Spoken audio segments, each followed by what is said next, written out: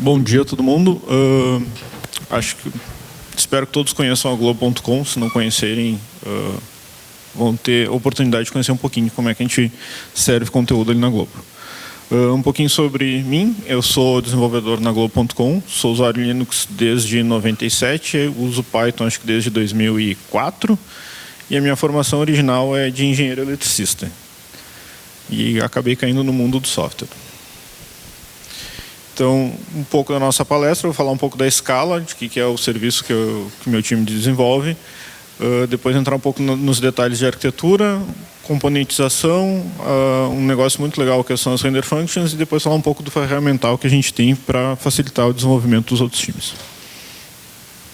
Então, sobre Scala, recentemente nas eleições a gente teve 60 milhões de page views em um dia só. Isso daí bateu os nossos recordes todos. O recorde passado era de 36 milhões de page views num dia, que foi quando teve o acidente da Chapecoense. Então foi um volume muito grande de acesso que a gente teve realmente, e o site aguentou super tranquilo. Normalmente a gente recebe na aplicação 10 milhões de gets por dia. No nosso cache, logo na frente, a gente recebe cerca de 50 milhões de requests. A gente faz 5 mil novas publicações todos os dias. Isso é tudo que todos os grupos de jornalismo dentro da Globo escrevem e fazem conteúdos e matérias novas. A gente tem mais de 30 tipos de conteúdos diferentes, então vão ter caras diferentes de cada um desses tipos de conteúdo.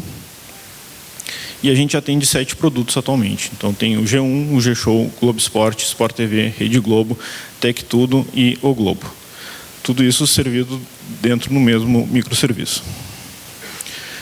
A arquitetura, a gente tem uma arquitetura que a primeira coisa, como o Vierno já falou de manhã, é cache. Então, chegou teu request lá, a gente vai ver se tem no cache. Se tiver no cache, a gente vai servir do cache. Se não tem no cache, a gente vai procurar na parte web do nosso serviço e vai tentar achar ela lá, que deve estar dentro de um storage. Se tem esse cara no storage, a gente retorna. E a gente sempre vai ter no storage. A gente tem vários níveis de storage para realmente garantir que o conteúdo está lá. Nesse meio tempo, se esse conteúdo está velho, ou a gente tem uma heurística lá para ver se a gente deve ou não renovar, a gente vai mandar ele para uma fila de workers. A gente tem um ActiveMQ ligando os dois caras e vai fazer a renovação dessa matéria. Então, a matéria vai estar sempre com a cara mais recente possível. Então, qualquer alteração de UX que a gente tenha vai refletir em seguida para todos os conteúdos. Então, a gente tem os conteúdos. Isso daqui é basicamente o que o show vai fazer. Tá? Ele vai pegar os conteúdos, vários metadados que a gente vai ter, de cor, fonte, dados da própria estrutura de onde é que aquele conteúdo está sendo publicado, se é na editoria de economia ou se é dentro do G-Show. Cada um vai ter suas características específicas.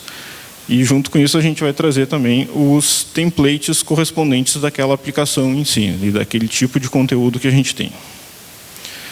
Daí a gente vai usar o Jinja 2 e a gente vai casar esses dois conteúdos e renderizar a página em si do conteúdo. Essa página aí a gente vai salvar em cache e vai fazer um expurgo ativo dos caches para frente que a gente tem. Então, a gente garante que quando a gente faz uma publicação nova, a próxima pessoa que for acessar aquele conteúdo vai receber a última versão do conteúdo possível. Um pouco da nossa arquitetura interna, a gente está usando o Python 3.6, a gente usa o Tornado 5, o Jinja 2. A gente, há pouco tempo, acho que não faz um mês, a gente colocou o VLOOP para dentro, está funcionando muito bem. E a gente migrou recentemente também, isso já faz mais uns 6 meses, para usar toda a sintaxe de async await do Python 3.6. Antes a gente usava os decorators de corotina do Tornado 4 ainda, mas quando a gente migrou para o Tornado 5, a gente conseguiu tirar esses decorators. Então, um pouco sobre componentização, que é uma coisa bastante importante dentro da Globo e que dá toda a cara uniforme dos sites. A gente vai ter conteúdo de home, por exemplo,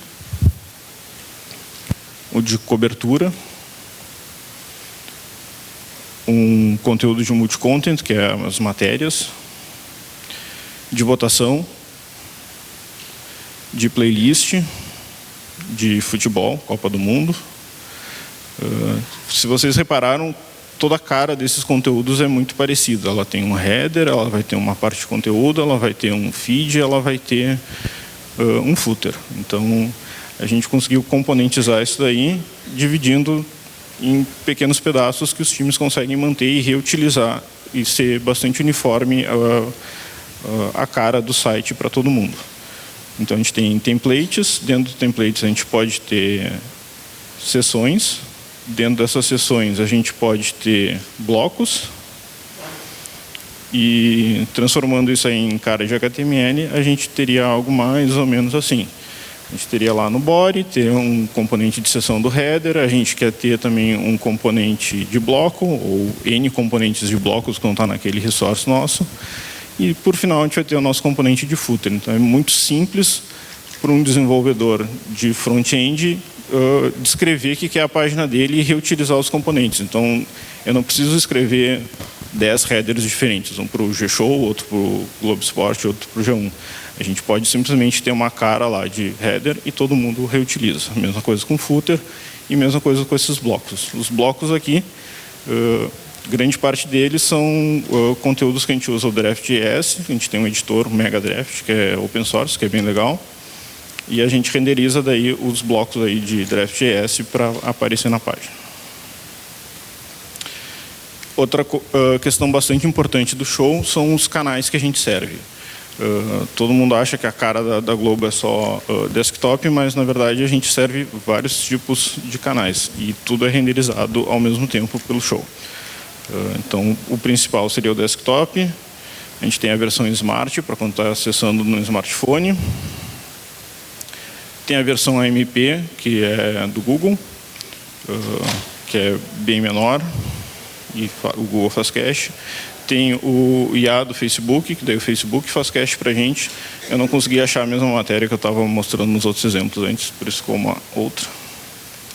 E a gente ainda tem uma versão RAW, que seria um JSON, que é servido para as nossas apps, elas que consomem esse canal RAW, e tem lá toda a matéria num formato JSON.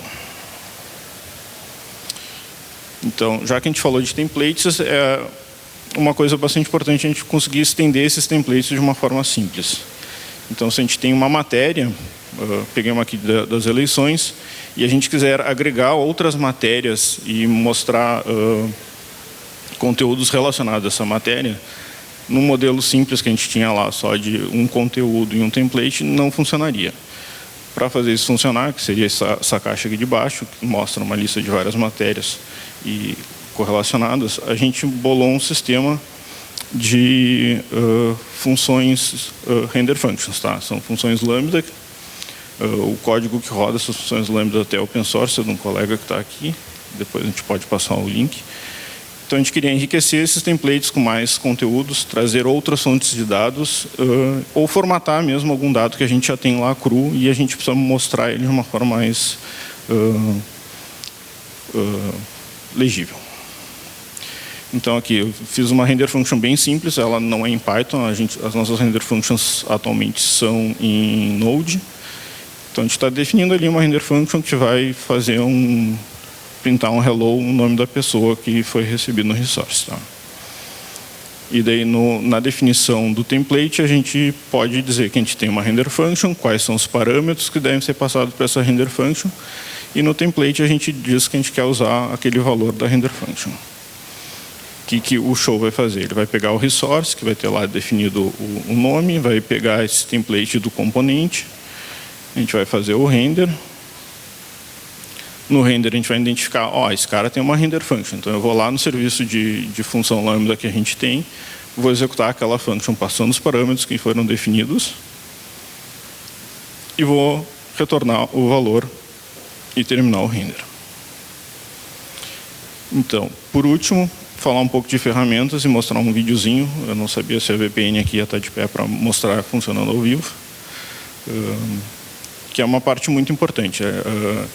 Ter um ferramental para os outros desenvolvedores usarem foi fundamental para a gente conseguir migrar todos esses tipos de conteúdos que a gente tem hoje em dia sendo renderizados pelo show. Facilitou muito o desenvolvimento, porque a gente desacoplou a necessidade da pessoa ir lá, instalar, verificar se está funcionando no nosso ambiente de homologação. Ela pode fazer isso aí tudo da máquina dela mesmo. Então, facilitou também a adoção do serviço. Então, aqui eu tenho a definição de um template, mais ou menos o template que eu mostrei antes ali para vocês. Uma render function também eu coloquei ali. Eu vou rodar o Sandbox, que é o nosso serviço local que vai funcionar como show. Eu vou acessar na rota lá com uma fixture que eu já defini aqui, que vai ser meu resource. Ele vai fazer vários requests e fazer tudo que a gente faria num ambiente de produção. A minha máquina estava meio lenta. E vai mostrar ali o que é o conteúdo. Então, eu coloquei um header. E agora eu vou alterar lá o dado. Vou colocar Python Brasil como nome. Vou acessar de novo a página. A gente vai reexecutar todos aqueles workers que a gente tem e fazer todos os novos requests. Então aqui a gente tem um header e tem um footer ali embaixo, tem um bloco também, e daí agora atualizou, mostrando ali a Python Brasil. Bom, era isso. Muito obrigado aí por me ouvirem.